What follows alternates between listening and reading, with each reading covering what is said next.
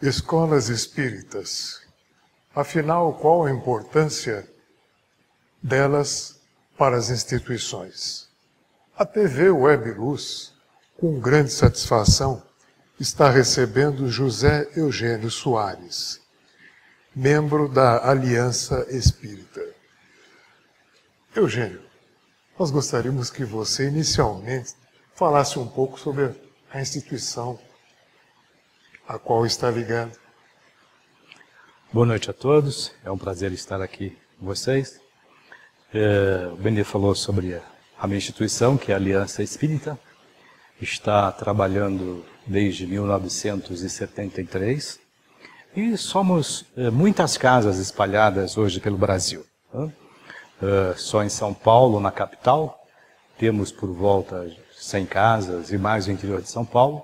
E o interessante é que nós também estamos na Inglaterra, na França, na Austrália e agora, atualmente, estamos atuando em Cuba, uma região difícil para falar sobre a espiritualidade, mas temos um projeto chamado Paulo de Tarso e que leva as escolas de aprendizes, as escolas mediúnicas para Cuba. Hoje é uma realidade.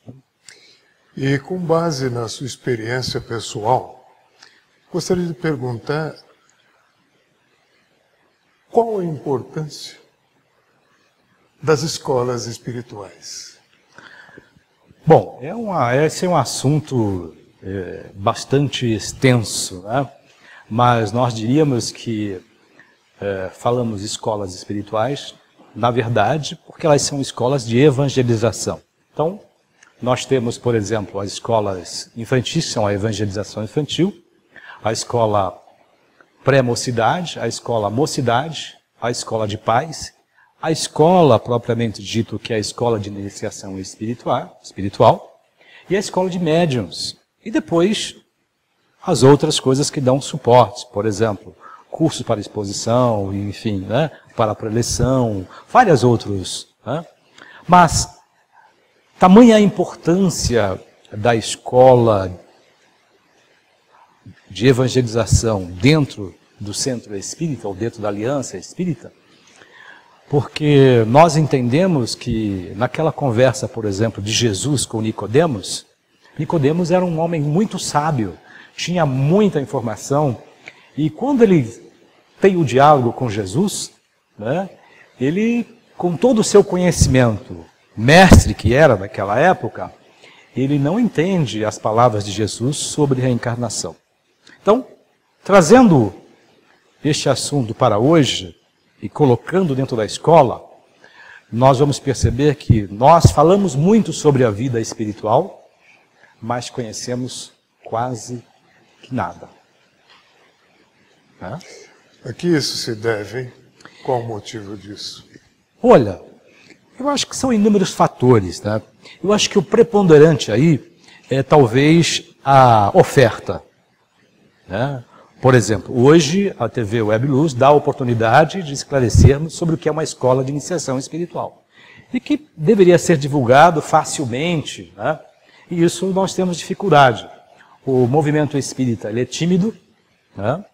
Mas faz o seu papel, né, que é preponderante. Né? E a sociedade hoje se preocupa muito com os bens temporários, né? E falamos muito pouco sobre esse homem espiritualizado. Então, se nós pegarmos hoje, por exemplo, dentro da escola infantil, uma criança de 1, 2, 3 anos, normalmente os pais dizem assim, não, mas o que uma criança vai fazer dentro de uma escola de evangelização? Uma criança de 1 ano, 6 meses. Só que quando o pai olha para aquela criança, os pais olham, ele vê a criança com aquela idade terrena.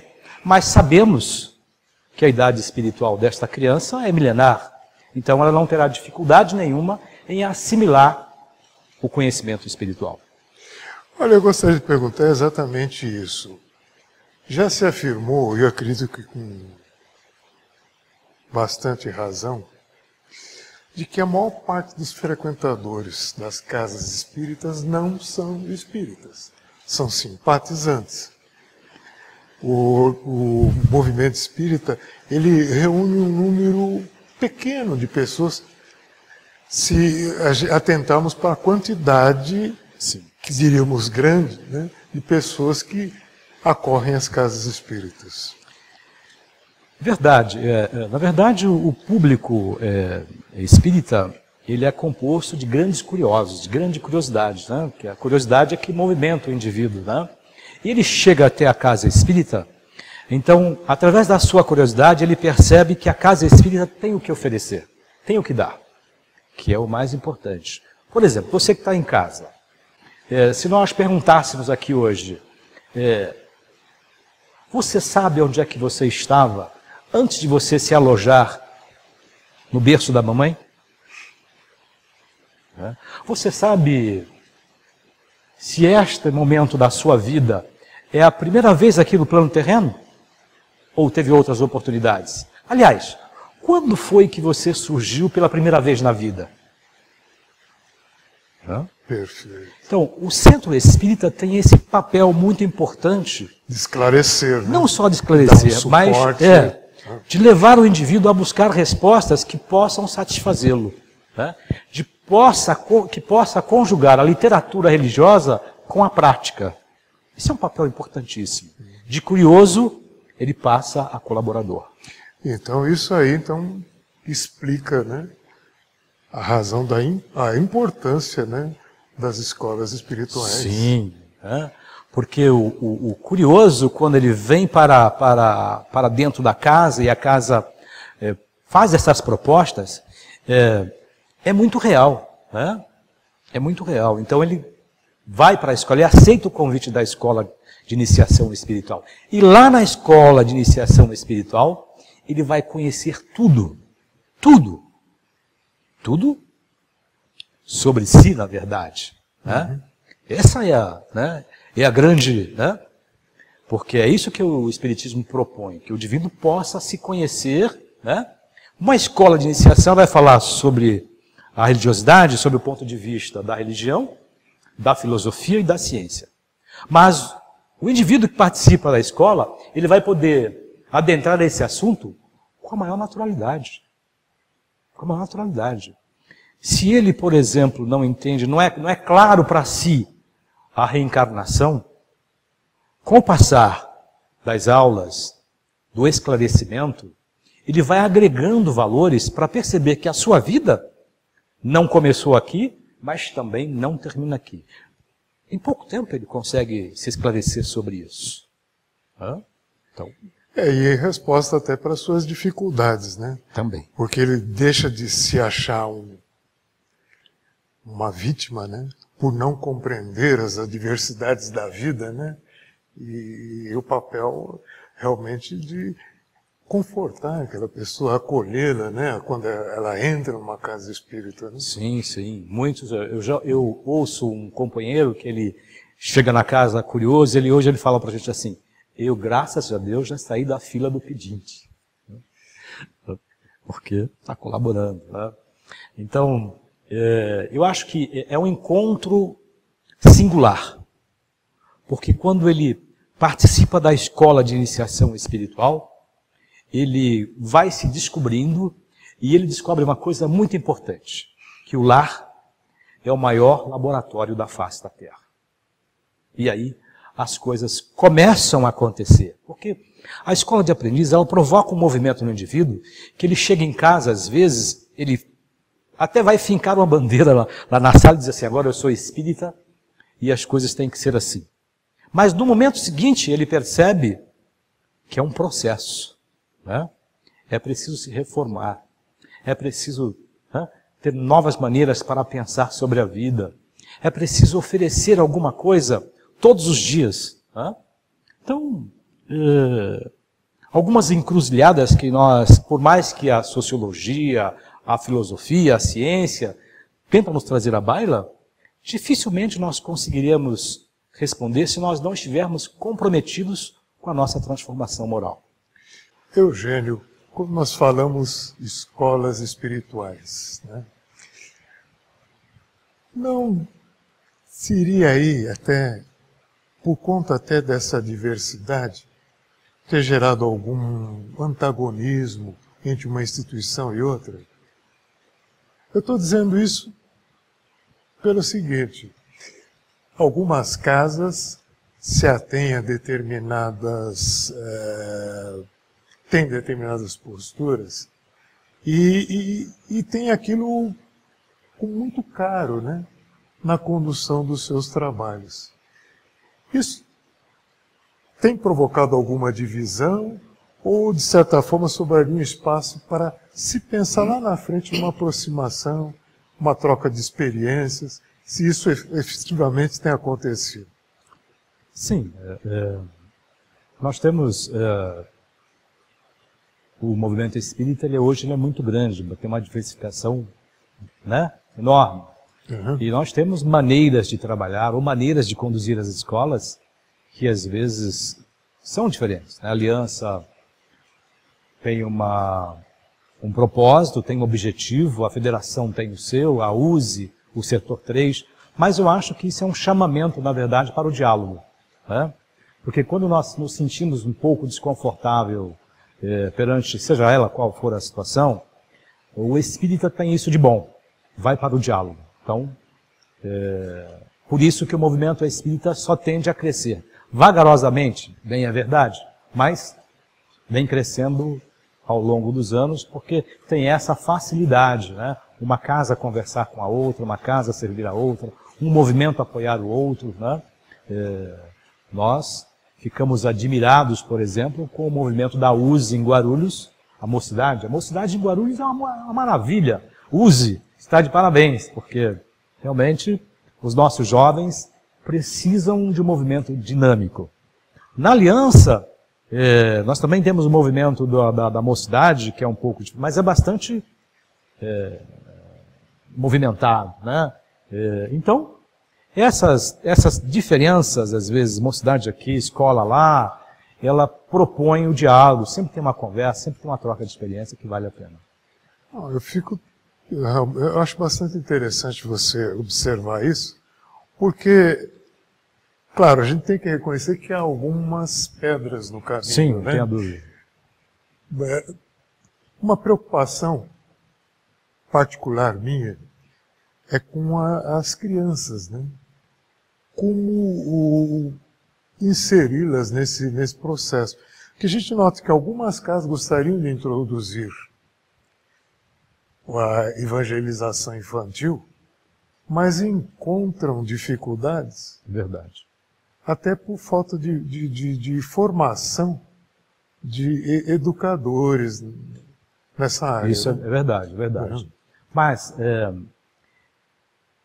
até continuando a outra pergunta que você fez, aí entra um diálogo novamente, porque se a sua casa, por exemplo, recebe muita gente, como toda casa espírita, e você não tem a evangelização infantil, procure a USE, procure a Aliança, procure a Federação Espírita, procure as casas André Luiz, que com certeza lá nós teremos cursos que preparam o colaborador para trabalhar na evangelização infantil.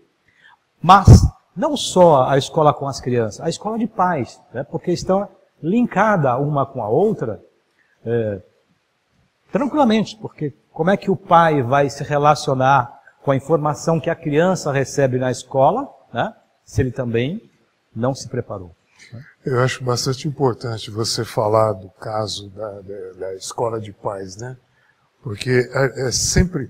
Quer dizer, uma coisa não está dissociada da outra. Não, né? verdade. Não há como entender a família sem entender também o papel que é importante de cada um, né? Da mãe, do pai. Numa sociedade hoje, se fala tanto na transição planetária, né? Vivemos um mundo em constante transformação. Como conviver com esse desafio, né? O pai, ou os pais, em alguns momentos, têm que lidar com algumas situações que é difícil. Por exemplo, a evangelização infantil prepara de tal maneira a criança que a criança ela entende o que é receber uma dádiva espiritual, o que é falar com o Papai do Céu, como aquela linguagem, né? o que é fazer uma prece. E muitas vezes o pai em casa, ou a família de uma maneira geral, com esse modismo todo, o linguajar, as coisas que acontecem lá, né? E a criança se choca com isso. Vê uma criança de 6, 7 anos, quando vê um assunto rolando na sala, cujo assunto trata-se de pena de morte. Como você, pai, vai lidar com isso, com uma criança que está, né, começando a sua vida terrícola, né? E que informação você vai poder conviver com isso? Lembrando que o lar é o maior laboratório na face da Terra. Então, como você mesmo disse, Benê, que papel você como pai desempenha lá em casa? Que papel você como mãe desempenha lá em casa? Então, a educação que a sociedade nos oferece é fácil responder, mas nós temos que extrapolar isso e adentrar ao bem espiritual para ter uma resposta mais concreta e ter uma família mais equilibrada dentro de casa.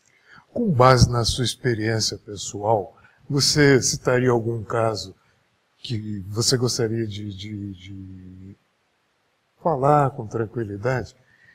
Olha, os seus resultados. Eu poderia dizer um caso, por exemplo, eu poderia dizer, nós temos um trabalho chamado de caravana, um trabalho de visitação, e certa vez um aluno voltou do trabalho angustiado porque ele foi parar numa ala onde o paciente era terminal. E quando ele foi conversar com o indivíduo, com a pessoa, com o paciente, no diálogo, ele quis falar sobre o Evangelho e o paciente não estava preparado para isso. Imagina, eu não quero ouvir sobre isso, eu quero a minha vida. E ele voltou perguntando o que dizer para uma pessoa como esta. Um paciente terminal e... Né? Realmente é uma situação extrema, difícil. O que dizer? Então, este que está dentro de uma escola de iniciação espiritual, ele tem o que dizer. Ele sabe de onde tirar, né, o conteúdo importante e dá o alento para aquele paciente, né, mesmo que ele não tenha que falar diretamente sobre o Evangelho, sobre Deus, sobre Jesus, mas você precisa ter alguma coisa para dizer a esta pessoa. E se esta pessoa é da sua família, como transmitir o conforto? O Evangelho nos prepara para este momento, mas não só de forma literária. É preciso estar dentro das escolas, porque elas são o grande instrumento para esclarecer e dar subsídios, dar sustância e termos um diálogo, uma diferença onde um leva uma vida tranquila, saudável e o outro está quase se esvaindo. É preciso trocar? O que nós temos para trocar? Está aí. Perfeito. E com relação a essas escolas, esses cursos, o resultado tem sido muito bom? Eu lhe perguntaria quanto à formação de voluntários, trabalhadores das instituições? Sim, sem a menor dúvida. Lógico, você começa com uma sala de 50 e você termina 25, 30, mas é uma escolha, né? É uma escolha. É realmente muito proveitoso e satisfatório. Imagina que o esforço que o indivíduo tem que fazer para se manter dentro de uma escola, se manter num processo de transformação, de autoconhecimento, de reforma íntima. Não é fácil. Então, eu tenho certeza que a espiritualidade possa estar muito feliz de momentos como esse da escola. É o efeito multiplicador, né? Normalmente o que, pelo menos a gente observa, e eu já observei várias vezes, as pessoas estão tão gratificadas por tudo quanto receberam e querem retribuir isso, né? Fazendo um trabalho efetivo como um trabalhador numa casa espírita. É assim que ele torna-se colaborador. Olha, esse é um assunto apaixonante. Nós gostaríamos até de, se pudéssemos, não fosse o tempo exíguo, nos alongar mais.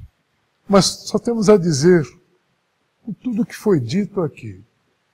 Ficou uma grande satisfação de receber este irmão, José Eugênio Soares, para falar da importância das escolas espirituais.